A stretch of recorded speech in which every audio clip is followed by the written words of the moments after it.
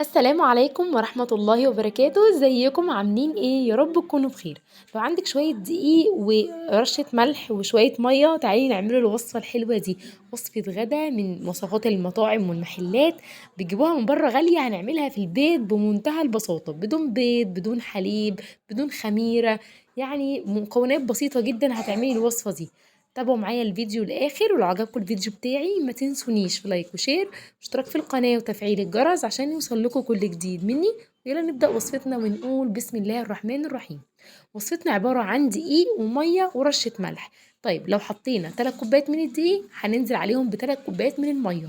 المية تبقى قد الدقيق بالظبط، وتنزلي بمعلقة صغيرة من الملح، واخيرا معلقه كبيره من السكر. هي دي العجينه بتاعتنا بتاعت النهارده، ما فيهاش خميره، ما فيهاش لبن، ما فيهاش بيض، ما فيهاش بيكنج باودر، ما فيهاش اي حاجه من الحاجات المكلفه دي خالص.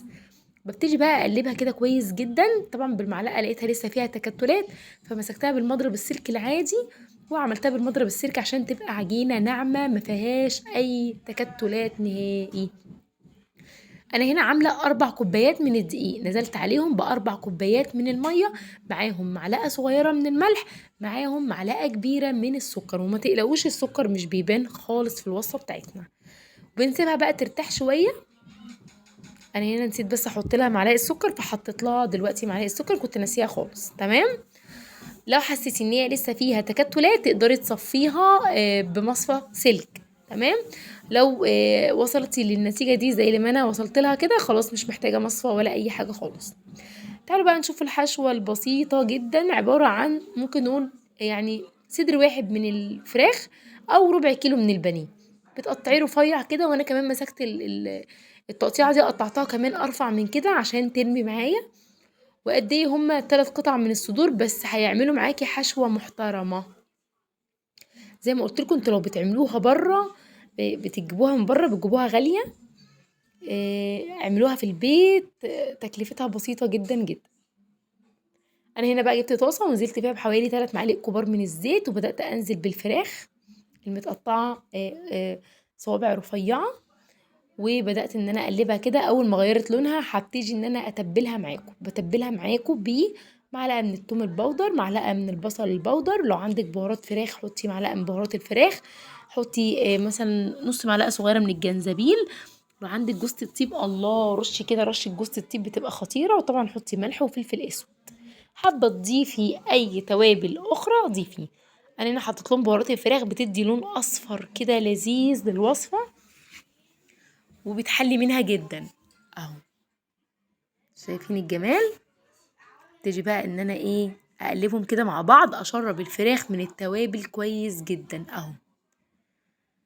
طبعا الفراخ كده بتبقى حبة صغيرين، عايزين بقى نكترها بقى ونزود قيمة غذائية. هننزل ببصلة كبيرة متقطعة جوانح او جوليان، او بصلتين متوسطتين. تمام. طبعا البصل ده بيدبل بس ما شاء الله بيرمي معايا. خلاص ما يغركيش ان هو كتير كده، هو هيدبل معايا شوية فالكمية بتاعته هتقل.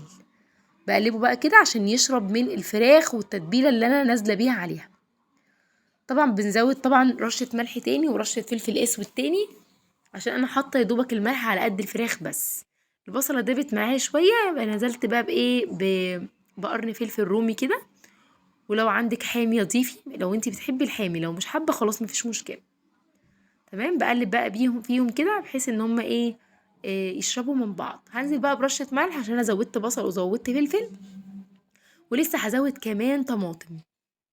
لو حابين بقى الريحة بقى والطعم يطلع بطعم الكباب كده، ولعي فحماية، سيبيها تسخن تحمر قوي، وبعد كده اعملي مكان كده في نص الطاسة وبورق فويل، وحطي الفحمية فيها وانزلي عليها برشة زيت، وسيبيها بقى تدخن بقى وتديلك طعم الشاورما ده، طعم المشويات بتبقى تحفة.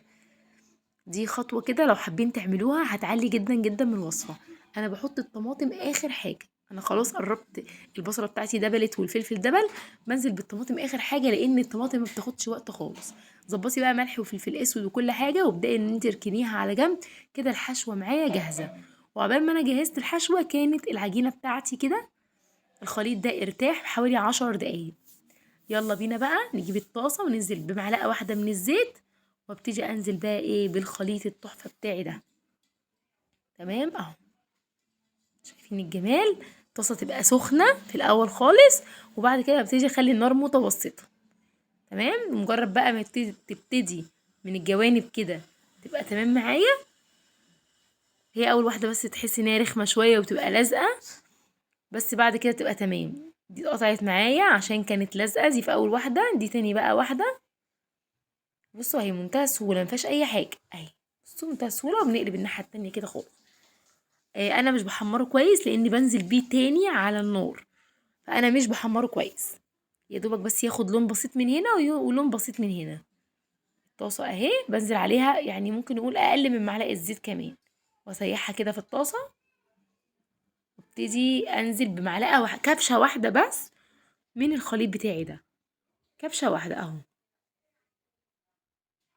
هو ما بياخدش وقت خالص، وبتلاقيه بصوا لو خدتوا بالكم من الجوانب هتلاقوا الجوانب لونت معاكم. على طول بجيب المقصه بتاعتي وبقلبها اهو، منتهى السهوله اهي. هي اول واحده بس ممكن تزهقك شويه، بعد كده كله بيبقى بسيط. بصوا انا لسه ما خلصتش، انا ما شاء الله عامله معايا حوالي 10 وحدات من الكريب ده. انا بس هوريكم كده عشان اكسب وقت.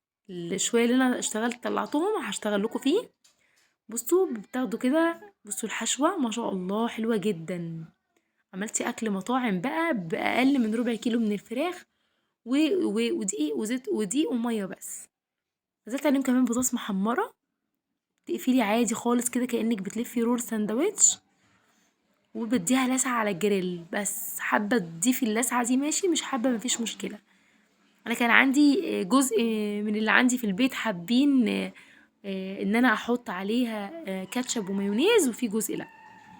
فاللي انا عملته ده في الاول مفيهوش كاتشب ومايونيز، ده بقى فيه كاتشب ومايونيز. لو عندك بقى كمان زيتون مخلل او خيار مخلل بتبقى تحفة لو نزلتي بالخيار المخلل كمان. شايفين الجمال والحلاوة واكل المطاعم والشقاوة؟ تحفة. نلف كده رول، وببتدي طبعا ايه جريل كده بقى، لحسة بسيطة جدا من الزيت اهو، وابتدي انزل بالسندوتشات بتاعتي عكس اتجاه الجريل عشان تعملي الخطوط اللي بالعرض دي اهو.